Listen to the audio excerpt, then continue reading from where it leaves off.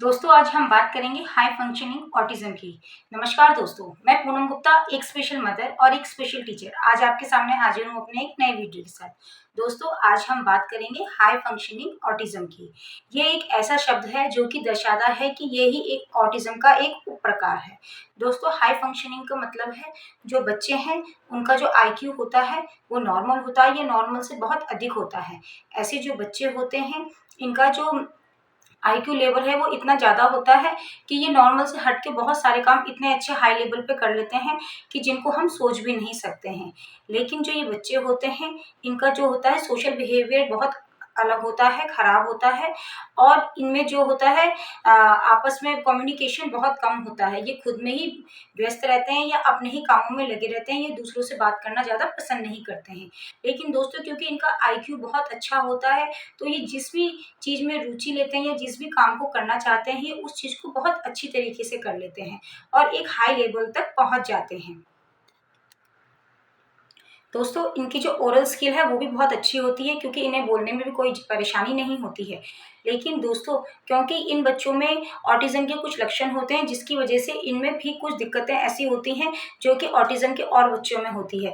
जैसे कि इनमें दोहराव वाली प्रवृत्ति होती है, यानी कि किसी भी चीज़ को बार-बार दोहराना, रिपीटेशन करना या फिर आवाज़ से परेशानी, रोशनी से परेशानी या ये किसी भी ज़्यादा लोगों के बीच में बैठना पसंद नहीं करते हैं।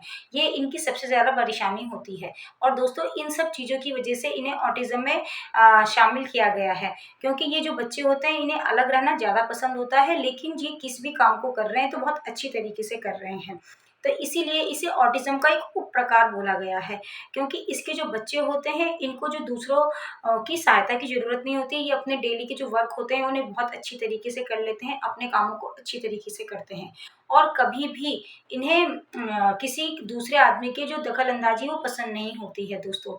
ये अपने कामों को अपनी तरीके से करते हैं और दूसरों को बीच में लेना इन्हें पसंद नहीं होता है। दोस्तों नॉर्मली हम वर्चुअल ऑटिज़्म और क्लासिकल ऑटिज़्म की बात करते हैं, लेकिन जो ये हाई फंक्शनिंग ऑटिज़्म है इसके बारे में कोई बात नहीं करता है क्योंकि जो ये बच्चे होते हैं ये पढ़ने में होशियार होते हैं और अपने और बहुत सारे कामों को अच्छी तरीके से कर लेते हैं।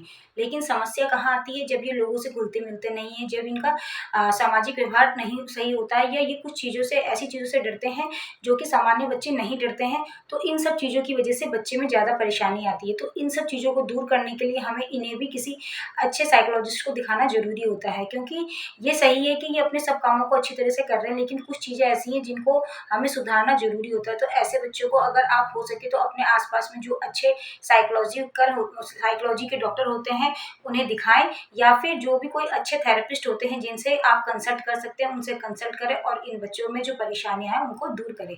तो दोस्तों यदि आपको मेरे ऐसे ही वीडियोज़ अच्छे लगते हैं तो मेरी वीडियोज़ को लाइक कीजिए, सब्सक्राइब कीजिए और शेयर कीजिए और साथ ही साथ कमेंट भी कीजिए। धन्यवाद।